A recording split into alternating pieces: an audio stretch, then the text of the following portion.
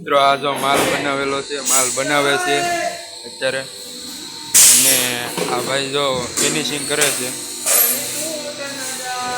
આ મશીનમાંથી બોટલો પડે છે.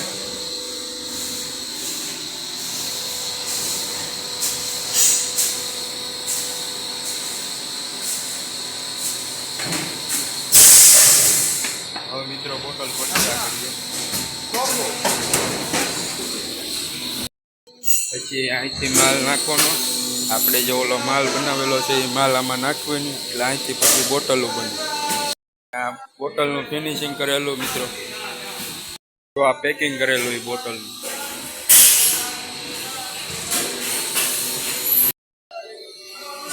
આ બીજું મશીન છે, એમાં જે આપણે મસાલા બોટલ બને છે. આ મસાલા બોટલનું